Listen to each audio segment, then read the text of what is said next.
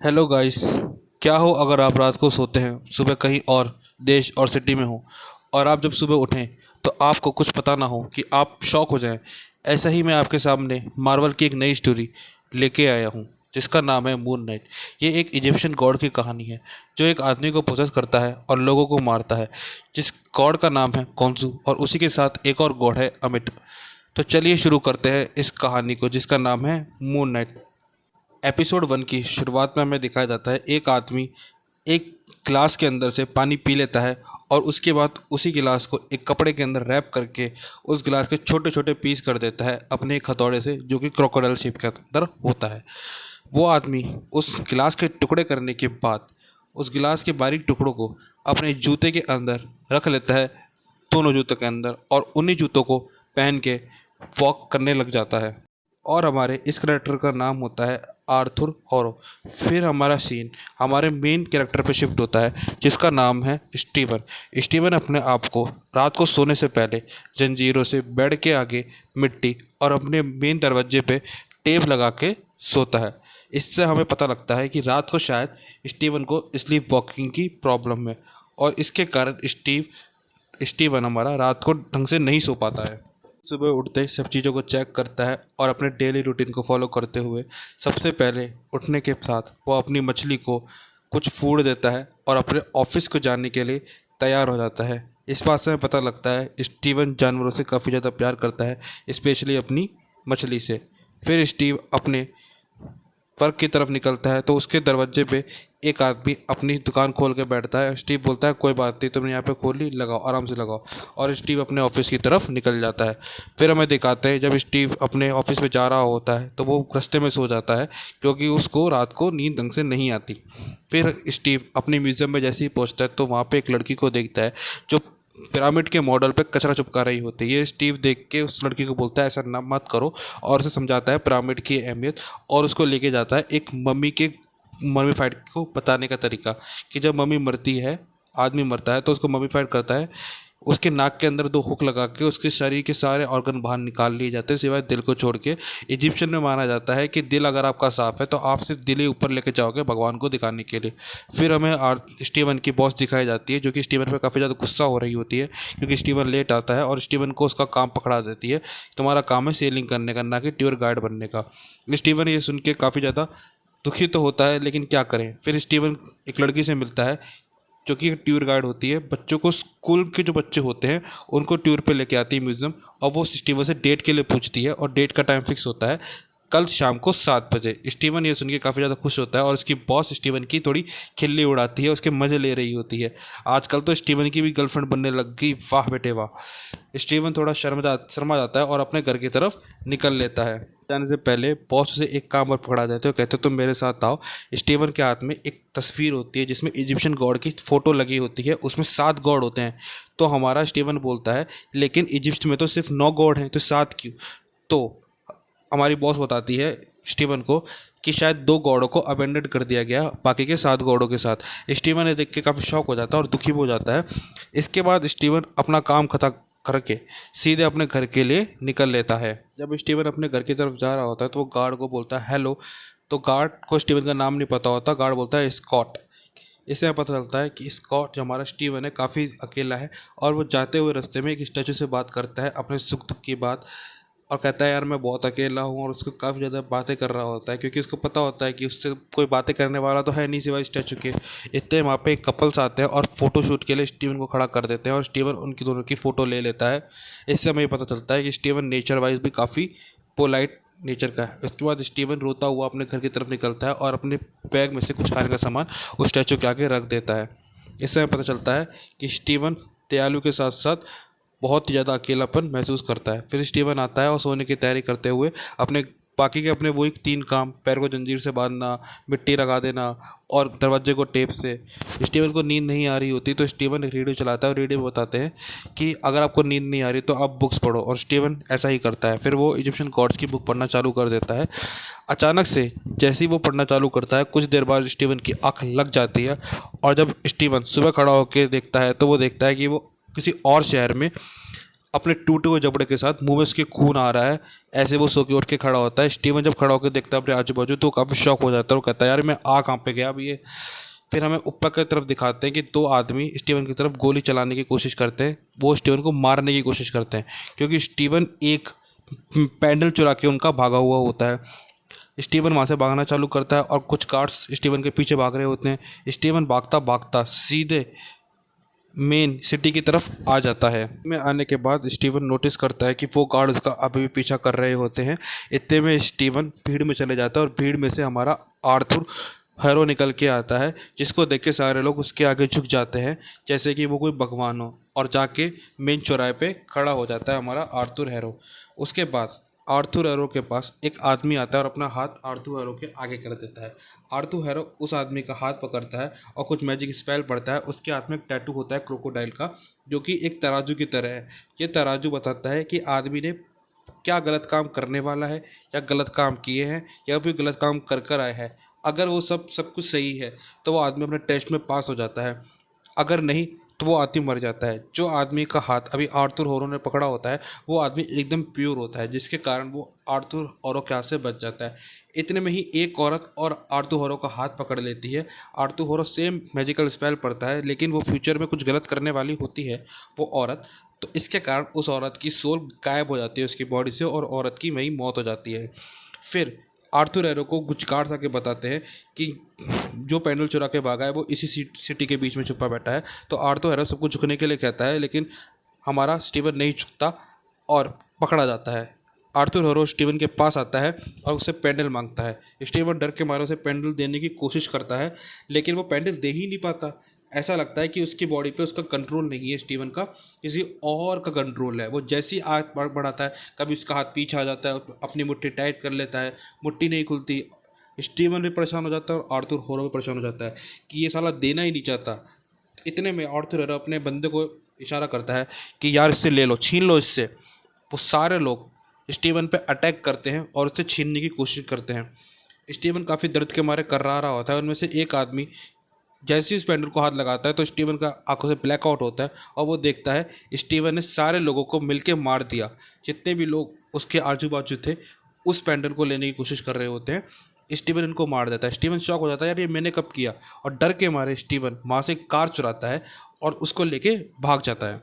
जो Steven van लेके भागा होता है वो एक आइसक्रीम की वैन होती है, जिसके कारण उसकी लिमिट स्ट्राइक होती है, जिसके कारण वो गाड़ी को ज़्यादा तेज़ नहीं भगा सकता।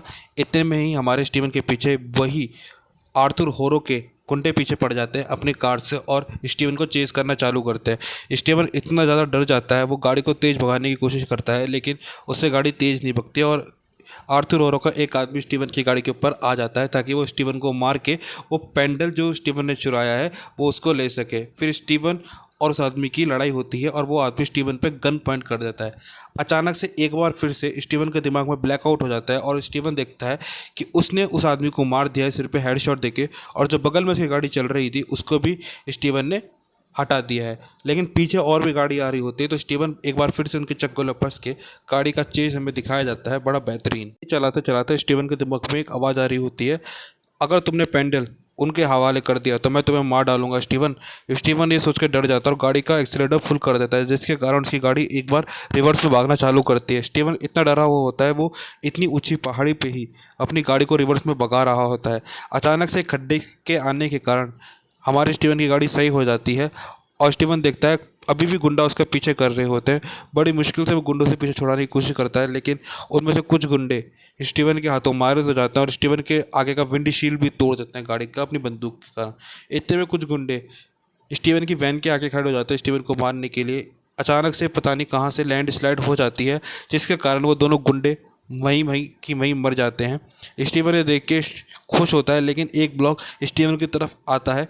वैसे ही स्टीवन की नींद एक बार फिर से अपने बेड पे खुलती है और स्टीवन सोचता है शायद मैं एक सपना देख रहा था, और स्टीवन खड़ा होता है, वो चेक करता है, लेकिन जैसी चीज़ चैन में बंधा होना, मिट्टी का अपनी जगह पे होना, टेप का लगा होना, ये सब वैसा का वैसा था।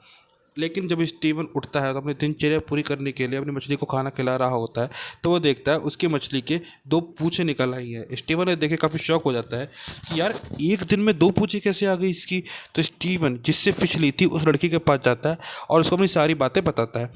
वो लड़की से बोलता है मैं कल ही तुमसे लेके गया था। तो स्टीवन लड़की बोलती है तुम मुझसे 2 दिन पहले लेके गए थे, समझे। अच्छा, स्टीवन कहता है यार ये कैसे हो गया। और वो घड़ी को देखता है, कहता टाइम, कहता है घड़ी ख़राब है। तो वो कहती है घड़ी ख़राब नहीं, तुम्हारा दिमाग ख़राब है। फिर स्टीवन तैयार होता है बढ़िया से अपनी डेट को एंजॉय करने के लिए और अपनी डेट पे चले जाता है और उस लड़की का इंतजार कर रहा होता है, लेकिन वो लड़की आती ही नहीं। स्टीवन काफ़ी देर वेट करता है, यार वो लड़की क्यों नहीं आई। इतने में स्टीवन उस लड़की को कॉल करता है, पूछता तुम आई क्यों नहीं। लड़की बोलती है हमारी मीटिंग थर्सडे को थी और आज सैटरडे है। स्टीवन को पता चलता है कि वो 2 दिन से ब्लैकआउट में पड़ा हुआ था, उसको होश ही नहीं है। जो उसने सब कुछ देखा था वो रियलिटी थी, कोई सपना नहीं था। स्टीवन ने देख कर शॉक हो जाता है और लड़की कहती है आइंदा से आज के बाद मुझे ना तो कभी कॉल करना ना टेक्स्ट करना, तुम 1 नंबर के लूज़र हो। स्टीवन ने सुन के काफ़ी ज़्यादा दुखी हो जाता है और वेटर को बोलता है चलो जो भी तुम्हें कोरमा पैक किया था वो पैक कर दो, मैं घर जाके खा लूँगा। स्टीवन उस लड़की के लिए एक गिफ्ट लेके आया होता है, चॉकलेट का बॉक्स, जो कि आमतौर पे सारे लड़के फर्स्ट डेट पे जाते हैं तो लड़कियों को देखते हैं। स्टीवन अपने घर जाता है और दुखी मन से वो चॉकलेट का डिब्बा खोलता है और उसे खुद भी खाने लग जाता है। स्टीवन देखता है अपनी मछली को, तो स्टीवन अपनी मछली को भी कुछ बॉल्स खिला देता है, जिसके कारण मछली भी खुश, स्टीवन भी खुश। स्टीवन जब सोने के लिए जा रहा होता है तो स्टीवन देखता है उसके स्टूल के नीचे खिसकने के निशान पड़े हुए हैं। स्टीवन सोचता है मैंने तो कभी इस स्टूल को खिसकाया नहीं, चक्कर क्या है। तो वो चेक करता है और वो उसको पता लगता है कि यार ये निशान जो हैं वो इस बेंच खिसकने के कारण आ रहे हैं। और वो बेंच पे खड़ा होकर ऊपर की तरफ देखता है तो ऊपर एक छोटा सा पैकेज होता है जिसके अंदर स्टीवन के एक मोबाइल और एक की मिलती है। स्टीवन ने देख के शॉक हो जाता है कि यार मैंने तो कभी ये मोबाइल और की इसके अंदर नहीं रखी। स्टीवन मोबाइल को निकालता है और उसको देखता है बड़ी बारीकी के साथ। उसके बाद वो फ़ोन को ऑन करता है और वो लास्ट कॉल देखता है। वो देखता है कई सारे लैला नाम की लड़की के फ़ोन कॉल्स उसकी इसमें होते हैं। तो स्टीवन थक हार के उस लैला नाम की लड़की को कॉल कर देता है और उससे बात करने लगता है। लैला बोलती है उठाते ही फ़ोन को, इतने दिन से तुम कहाँ थे, मैं तुम्हें कितनी बार मैंने कॉल ट्राई किया, तुम्हें कितनी बार मैंने तुम्हें मैसेज किया, लेकिन तुम मुझे कोई जवाब भी नहीं दे रहे थे, तुम ठीक तो हो ना। इतने में हमारा स्टीवन बोलता है बहन जी आप हो कौन, मैं स्टीवन बोल रहा हूँ। तो वो लड़की बोलती है ये स्टीवन का नंबर नहीं, ये मार्क का नंबर है। वो लड़की स्टीवन बोलता है कि नहीं ये मार्क कौन है मुझे नहीं पता, मैं स्टीवन बोल रहा हूँ। ये सुन के वो लड़की तुरंत कॉल काटती है और हमारा स्टीवन उस लड़की को कई बार कॉल लगाने की कोशिश करता है लेकिन कॉल नहीं लगता और स्टीवन के पीछे से आवाज़ आ रही होती है स्टीवन स्टीवन स्टीवन नाम का। तो स्टीवन बाथरूम में जाकर चेक करता है जहाँ से वो मेन आवाज़ आ रही होती है। स्टीवन काफ़ी डर तो जाता है लेकिन भाई अकेला रहता है, चेक तो करना पड़ेगा। तो स्टीवन बाथरूम में जाता है और चेक करता है, एक मिरर को देखते कि उसकी शैडो मूव नहीं कर रही मिरर को। स्टीवन ये देख के काफ़ी ज़्यादा डर जाता है और भौचक्का हो जाता है, यार ये क्या हो रहा है। स्टीवन इतना डर जाता है वो अपने घर से भागता है और भागते भागते सीधे लिफ्ट में जा पहुंचता है और लिफ्ट का दरवाजा बंद कर लेता है डर के मारे। स्टीवन इतना डरा हुआ होता है कि हर जगह अपने चेहरे के साथ वो गोश्त दिखाई दे रहा होता है। इतने में ही स्टीवन जैसे ही लिफ्ट का दरवाज़ा खुलता है 5th फ्लोर पे, तो वो देखता है एक बड़ा सा जाइंट मॉन्स्टर टाइप का आदमी उसकी तरफ भाग के जा रहा हुआ है। स्टीवन ने देख के बहुत डर जाता है और लिफ्ट के कोने में जाके बैठ जाता है।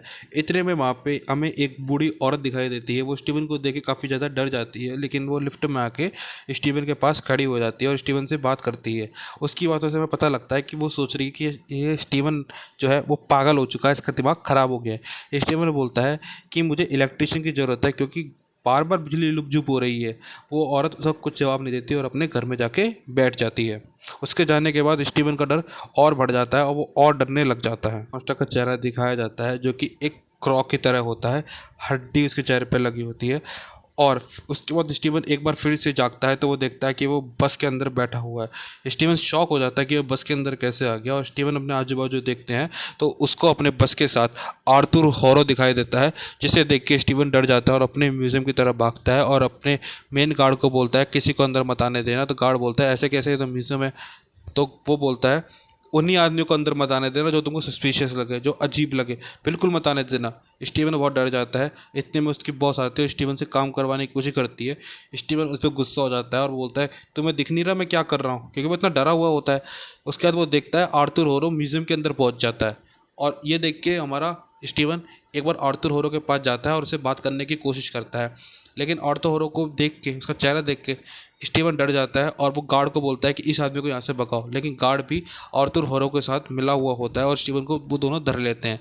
आर्थर होरो स्टीवन को एक इजिप्शियन गॉड जो कि लेडी होती है उसका चित्र दिखाता है। कहता है यह है मौत की सौदागर। सबसे पहले यही औरत थी जो लोगों को नरक में लेके जाती थी।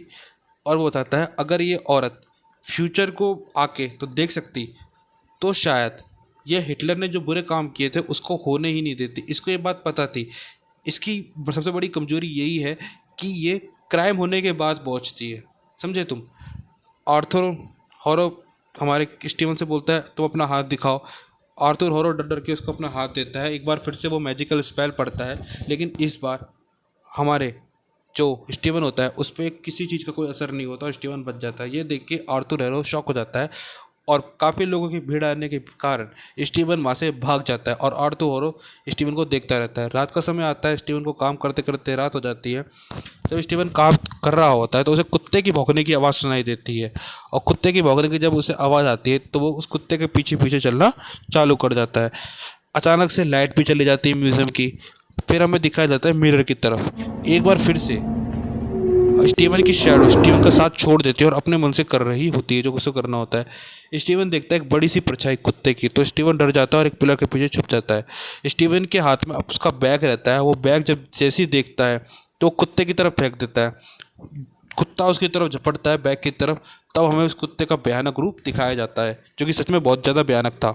उस कुत्ते को देख के स्टीवन इतना डर जाता है वो वहाँ से भागना चालू करता है। कुत्ता स्टीवन के पीछे पड़ जाता है स्टीवन को मारने के लिए, ताकि वो जो नेकलेस जो स्टीवन चुरा के लेकर आया था उसको पकड़ सके। फिर हमें पता चलता है उस कुत्ते को आर्थर हैरो कंट्रोल कर रहा होता है अपने साथ, और स्टीवन भाग के बाथरूम के अंदर छुप जाता है। बड़ी मुश्किल से बचता है स्टीवन। उसके बाद स्टीवन जैसे ही बाथरूम के अंदर घुसता है वो कुत्ता गेट खटखटाने लगता है, गेट को तोड़ने की कोशिश कर रहा होता है। मतलब स्टीवन के पास ज़्यादा टाइम नहीं है बचने का। स्टीवन जैसे ही मिरर की तरफ देखता है तो उसे एक बार अपनी शैडो दिखाई जाती है, और वो शैडो उससे बोल रही होती है तुम मुझे अपनी बॉडी पे कंट्रोल दे दो, मैं ही तुम्हें यहाँ से निकाल सकता हूँ। स्टीवन बोलता है मुझे तुमसे कोई बात नहीं करनी, तुम चले जाओ। तो वो उसकी शैडो होती है वो उसे बोलती है तुम मुझे मौका तो मैं तुम्हें और हमें दोनों को बचा लूँगा, हम दोनों को एक दूसरे की ज़रूरत है। तो स्टीवन एक बार फिर से अपना सारा कंट्रोल अपनी शैडो को दे देता है, और शैडो जैसी ही उसके हावी होती है फिर हमें हमारा मून नाइट दिखाया जाता है। और मून नाइट बाहर आते ही उस कुत्ते को जो पीटता है दहला घुसे कुत्ते की चटनी बना देता है। फिर हमें हमारे सामने मून नाइट दिखाया जाता है जो कि पूरे वाइट कपड़ों के लिबास में था। और ये फर्स्ट एपिसोड यहीं ख़त्म होता है। अगर आपको मेरा बताया हुआ एपिसोड पसंद आया तो प्लीज़ मेरी वीडियो को लाइक कीजिए और चैनल को सब्सक्राइब कीजिए। इससे यार चैनल को ग्रो करने में काफ़ी मदद मिलती है। मैं आगे ही अपलोड होंगे इसके पार्ट मैं आपके सामने लाता रहूँगा। Thank you and bye bye everyone.